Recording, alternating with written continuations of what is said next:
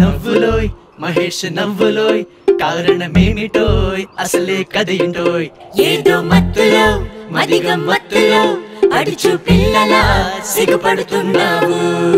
అమ్మయ్యో అయ్యయ్యో నా బుర్ర చెడిపోయే సీమ కొబ్బరిలాగా కొండపల్లి బొమ్మలాగా ఒక మాట తను చెప్పేనే శనివారం 4ంటికి సుప్రభాత సమయాన ఒంటరిగా నన్ను రమ్మంది. కొండ గువ్వలాగా ముద్ద బంతి పువ్వులాగా పంచమన్నల చిలుకలాగా పక్కకొచ్చింది. ఆకలిపోయింది నిద్ర రానంది ఊహల ఉయ్యలలో మనసు ఊగింది. అయ్యో అయ్యయ్యో నా బుర్ర చెడిపోయే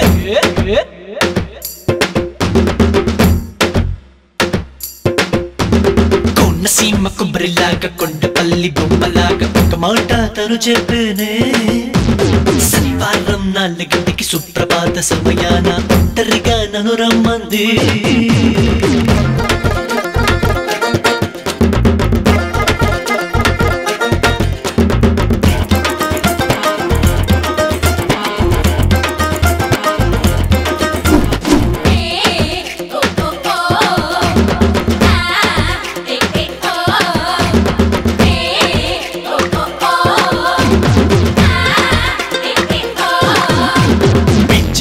కలలెన్నో పిచ్చి పిచ్చిగా వస్తున్నాయి. పిచ్చోన్ని చేసి మరి సరదాలు తీర్చుకున్నాయి. లేత కొబ్బరి నీరులాగా దాహం తీర్చుకున్నది. పాత చింతపండు చాప పులుసులాగా ఉన్నది.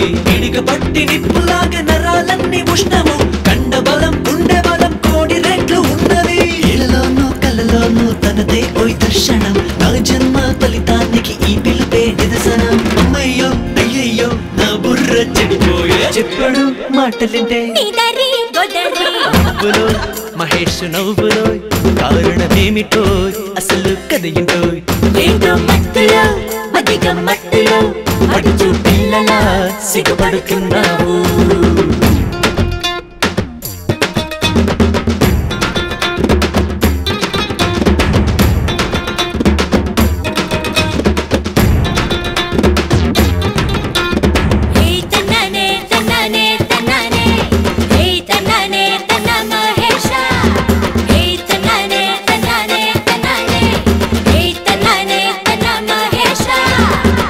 రాని వాడనని పలువురున్నారు.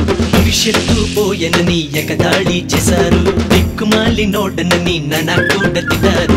తమ్ములేని వాడనని బాబాయ్ కూడా అన్నారు. ఎవరన్నా సరే నాకు లెక్కలేదులే. నా రాణి నాదాయే అదే నాకు చాలులే. కొంత గొప్ప నాకు కూడా ప్రేమించడం వస్తుంది. అయినా సరే అయ్యయ్యో ఒళ్ళంతా ఉనుకురో. అమ్మయ్యో అయ్యయ్యో నా బుర్ర చెడిపోయే.